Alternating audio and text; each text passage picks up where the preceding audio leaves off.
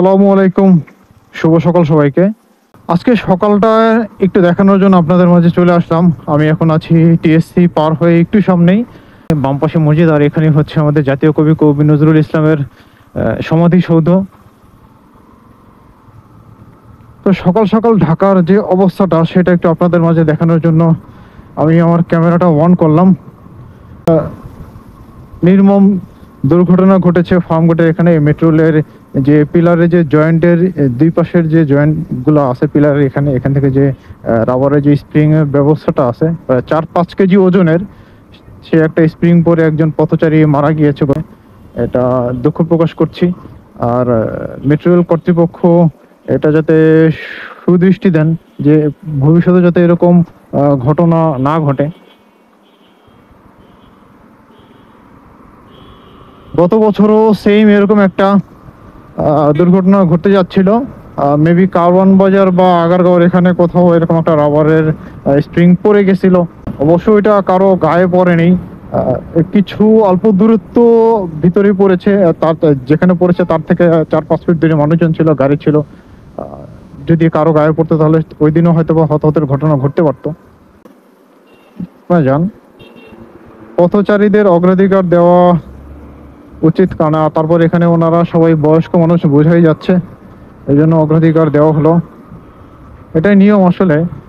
পথচারী যদি পারাপার হয় তাহলে রাস্তার জেব্রা ক্রসিং বা যেখানেই হোক তাদেরকে অগ্রাধিকার দেওয়া উচিত। গত বছর আন্দোলনের পরে আমাদের শহরটা অনেকটা পরিষ্কার হয়ে গিয়েছিল, এখন আবার অবস্থা দেখেন, প্রত্যেকটা পিলারে একেবারে নোংরা। আমাদের দেশটা আসলে পরিষ্কার পরিচ্ছন্ন রাখা আমাদেরই দায়িত্ব। এখানে কল ফর অ্যাড, এখানে বিলবোর্ড লাগানো আছে অবশ্য, এই বিলবোর্ডগুলো আলাদা, পিলারের থেকে দূরে। এগুলা অনুমতি নিয়ে তারপর সিটি কর্পোরেশন থেকে করা হয়েছে পিলারের বাইরে। বাট যেগুলো পিলারের সাথে বিভিন্ন পেপার লাগানো হয়েছে বিভিন্ন রাজনৈতিক দলের বা বিভিন্ন প্রতিষ্ঠানের, এটা আসলে কি বলবো, যারা রাজনীতি করেন তারা নিজেরই আসলে মনে হইতেছে যে পরিষ্কার পরিচ্ছন্ন না, মন দিল থেকে। এই জন্য আমাদের শহরটাকে বা দেশটাকে তারা নোংরা করতেছেন। অলরেডি বাংলা মোটর পার হয়ে কারওয়ান বাজার মোড়ে কাছাকাছি চলে আসছি। সামনেই কদম ফোয়ারা। অনেকদিন পরে এই নামটা আসলে এখন সহজে কেউ চিনেই না, বললে কারওয়ান বাজার মোড় বলে সবাই চিনে। এখানে কদম এর মতো যে একটা ফোয়ারা আছে, এখানে পানি প্রবাহিত হয় ঝর্ণার মতো। এখন আসলে হয় কিনা সেটা জানা নাই, হয়তো বা মাঝে মাঝে কোনো অকেশন টকেশন হলে এটা দেওয়া হয়। বাহ, রাস্তায় কি পরিমাণ গর্ত! সকালবেলা বিশেষ করে এই এলাকাটাতে ভ্যান আর অটো রিক্সার চাপ হচ্ছে সব থেকে বেশি। কারণ কারণ বাজারে মালামাল নেওয়ার জন্য লোকজন আসে, কাঁচা বাজার মালামাল নেওয়ার জন্য, মাছ মাংস সব কিছুই, পাইকারি বাজার আড়ত যেহেতু। আর এই জন্য বিশেষ করে ভোর রাতের পর থেকে, মোটামুটি ভোর 12টা-1টার পর থেকেই এই এরিয়াটা প্রচুর পরিমাণে অটো রিক্সা এদের খুব দখলে থাকে, রাস্তা সম্পূর্ণটাই। আমি যখন কিছুক্ষণ আগে আসতেছিলাম, মানে ওই দিক থেকে যখন ওই পাশ দিকে আসতেছিলাম, আমার এই যে কারণ বাজারের এই রাস্তাটা মোটামুটি একেবারে বাংলা মোটর পর্যন্ত, ফার্মগেটের এখান থেকে আমাকে ভালোই বেগ পোহাতে হয়েছে। এই দেখেন, এই যে 5 চাকার যে ভ্যানগুলো আছে, তরি তরকারি নিয়ে যেতেছে বিভিন্ন জায়গায়, বিভিন্ন বাজারে, এখান থেকে পাইকারি নিয়ে খুচরা বিক্রেতারা তাদের নিজ নিজ গন্তব্যে নিয়ে বিক্রি করবেন। এই ভ্যানগুলোর কারণে ভালোই বেগ পোহাতে হয়েছে। এরা আসলে কাউকে সাইড দিতে চায় না।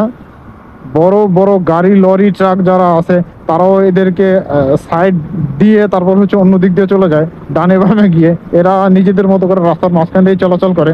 সকাল সকাল আমাদের ঢাকা শহরটা এই দেখেন কি অবস্থা, ময়লা আবর্জনা করে ফেলছে একদম। পলিটিক্যাল লোকজনগুলাই আমাদের দেশগুলো একদম ময়লা আবর্জনা করে ফেলতেছে, তাদের পোস্টার ব্যানার এগুলো টানিয়ে। যেটা বলছিলাম, সকাল সকাল আমাদের ঢাকা শহরটাকে কিছুটা পরিষ্কার পরিচ্ছন্ন করার জন্য সিটি কর্পোরেশনের কিছু অদম্য পরিশ্রমী কর্মী আছেন, তারা কাজ করতেছেন পরিষ্কার পরিচ্ছন্ন করার জন্য। তাদেরকে শ্রদ্ধা জানাই, যারা এত কষ্ট করে আমাদের শহরটাকে পরিষ্কার পরিচ্ছন্ন রাখতেছেন। এই কাজের সাথে যারা দায়িত্বের প্রাপ্ত আছেন।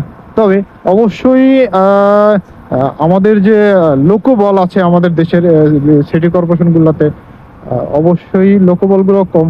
সিটি কর্পোরেশন বলেন, পৌরসভা বলেন, এখানে যারা বেশিরভাগই হচ্ছে দৈনিক মজুরিতে কাজ করে থাকেন। এই জন্য পারিশ্রমিকটা একদমই কম বলা চলে। তারা নিম্নমানের, একদম নিম্ন আয়ের শ্রেণীর মানুষ বলতে পারেন। তারা শহরটাকে পরিষ্কার করার জন্য কাজ করেন, কিন্তু সেই অনুযায়ী তাদের পারিশ্রমিক দেওয়া হয় না। তবে এখানে জনবল আরো বাড়ানো উচিত। চলে আসলাম বিজয় সরণি সিগন্যালে। অলরেডি সিগন্যাল আছে, আর এখন এই সিগন্যালগুলো অটো সিগন্যাল করে দেওয়া হয়েছে। আপনারা দেখেন এখানে সিগন্যালটা ওই যে সেকেন্ড উঠতেছে।